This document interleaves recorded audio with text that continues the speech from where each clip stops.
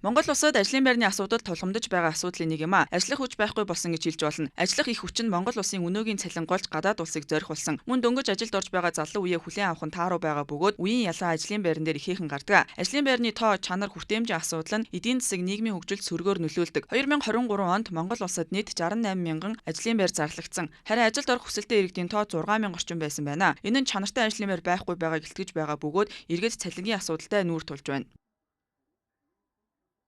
Энэ хүртээмж нэмэгдүүлэх замаар ажлын байрыг нэмэгдүүлэх боломж бол байгаа. Тэр ажлын байрууд нь төр болон байнгын ажлын байрууд бий болох боломжтой.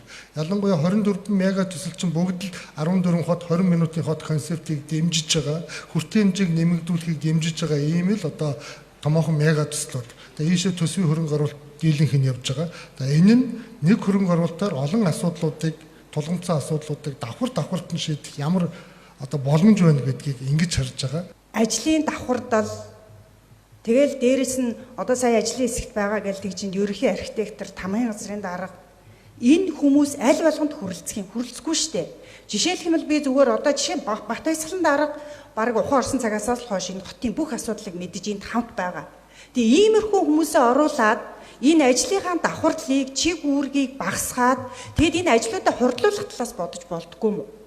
За одоо жишээлх юм бол тэр засгийн газартаа өгөх засгийн газарт асуудлаа оруулах ёстой мó энэ ажлын хэсгээс нийслэлийн иргэдийн хуралдаа асуудлаа оруулаад холбогдох хууль дүрм журмуудаа батлуулаад цаашаа ажлаа явуулах талаас нь би хараасаа гэж энэ ажлын хэсгийг бодож байна. Энийний чинь ард иргэдийн асуудал байгаа. Энийний чинь ард иргэдийн амьдралын чанарын асуудал байгаа.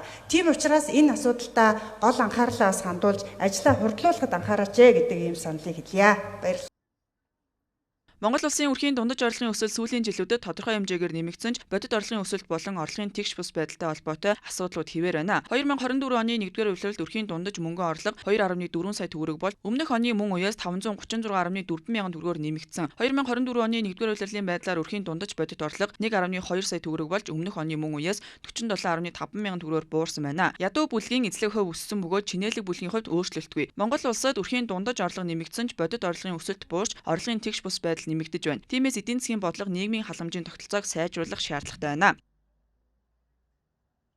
Хамгийн чухал нэг үзүүлэлт бол яа харахгүй дундаж орлого байгаа.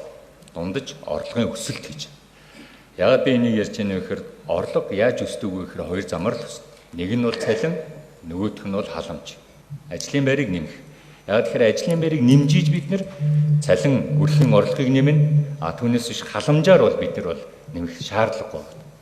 Тэгэхээр ажлын байрыг энэ одоо бас тусгаад яг энэ ажлын байр гэдэг нэрээр нь оруулж өгөх юм бол магадгүй бид нэр жил болгон энэ хэмжилтээ хийгээд яг хотод хичнээн тооны шинэ ажлын байр бий болж байна. Чанартай ажлын байр буюу цалин өндөртэй ажлын байр бий болж байна уу эсвэл цалин багатай ажлын байр бий болж байна уу гэдгийг бас хараад явах юм боломж бүрдэх юм болов уу гэдэг нэг юм санал байна.